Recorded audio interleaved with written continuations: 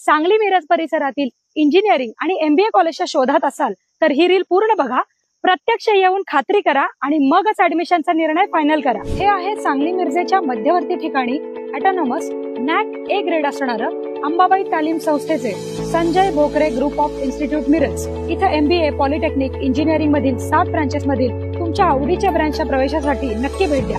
या इन्स्टिट्यूटचं खास वैशिष्ट्य, इथे तुम्हाला उत्कृष्ट शैक्षणिक सुविधा देऊन गव्हर्नमेंटच्या सर्व स्कॉलरशिप तसंच चांगल्या कंपनीत चांगल्या पॅकेजच्या उत्तम प्लेसमेंटची हमी दिली जाते आणि यासाठी लागणारं हँड्स ऑन ट्रेनिंग सुद्धा विद्यार्थ्यांना इथे दिलं जातं। Sports event, cultural event, seminars यामधून विद्यार्थ्यांच्या कलागुणांना पण संधी मिळते। विद्यार्थ्यांसाठी हॉस्टेल, कॉलेज बस या सुविधा आहेत। सुंदर कॅम्पस तसेच अतिशय मानाचा असा radio city business Titans excellence in education award या संस्थेला मिळालाय। अधिक माहितीसाठी डिस्प्लेवर दिलेल्या नंबरला लगेच फोन करा आणि ऍडमिशन घेऊ इच्छिणाऱ्या तुमच्या मित्रमैत्रिणींना आणि त्यांच्या पालकांना हे रील नक्की शेअर करा।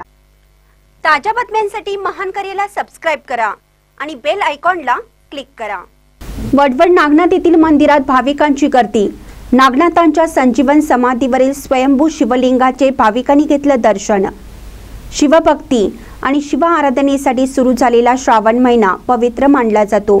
चाकूर तालुक्यातील वडवड नागनाथ येथील रामदैवत नाथपंथीयांचे श्रद्धास्थान नवनाथांपैकी एक वटसिद्ध नागनाथांची संजीवन समाधी असलेले हे मंदिर भाविकांचे तीर्थक्षेत्र आहे।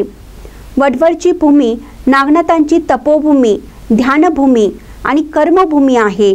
मंदिरातील नागनाथांच्या संजीवन समाधीवरील स्वयंभू शिवलिंगाच्या दर्शनासाठी श्रावणातील प्रत्येक दिवशी विशेषतः सोमवारी भाविकांची मोठी गर्दी होते। मंदिराच्या पहाटेच्या दैनंदिन अभिषेकानंतर भाविक शिवलिंगाच्या पिंडीवर जल आणि दुधाने अभिषेक करून दर्शनासाठी रांगा लावतात। मंदिरात दर गुरुवारी दुपारी 12ला होणाऱ्या साप्ताहिक आरतीला आणि महाप्रसादाला भाविकांचा मोठा प्रतिसाद मिळतो। अनादी काळापासून पुरातन अशा नागनाथाच्या जाज्वल्य मंदिराला महाराष्ट्र शासनाने 2002 मध्ये तीर्थक्षेत्राचा दर्जा दिला आहे। या मंदिराचा मुख्य गाभारा हेमांडपंथी आणि पूर्वाभिमुख असून त्यावर शिल्पकलेचे अनेक अद्वितीय नमुने आहेत। महानकर न्यूजसाठी सतीश चंदे, लातूर। मी हनुमंतपुरे, वडवड नागनाथ येथील नागरिक। वटसिद्ध नागनाथ अविरोत्र नारायणाचा अवतार असून 9 नाथापैकी एक आहेत आणि ते वडवड बालाघाट रांगेमध्ये दत्तांची कृपा झाल्यानंतर अष्टमासिद्धी दत्तांनी त्यांना दिली, तपश्चर्या पूर्ण झाली आणि तीर्थ करण्यासाठी पाठवलं। ते बालाघाट रांगेमध्ये वटसिद्ध नागनाथ इथं आले। इथं पहिलं गाव नव्हतं, इथं जंगल होतं। ते इथे येऊन राहिल्यानंतर वटसिद्ध नाथ सगळं गाव लोकांनी वस्ती केली आणि या गावाला वटसिद्ध नाथांनी वडवाळ हे नाव दिलं। इथं वडवळ या गावामध्ये असंख्य लोकांच्या इच्छा वटसिद्ध नाथ पूर्ण करतात। मच्छिंद्रनाथाचं आणि वटसिद्ध नाथांचं युद्ध झाल्याचं ठिकाण हेच आहे आणि चांगुणा नावाच्या शिष्याची पत्नी वारल्यानंतर त्याच्या शिष्यांना वटसिद्ध नाथांनी जिवंत केलं।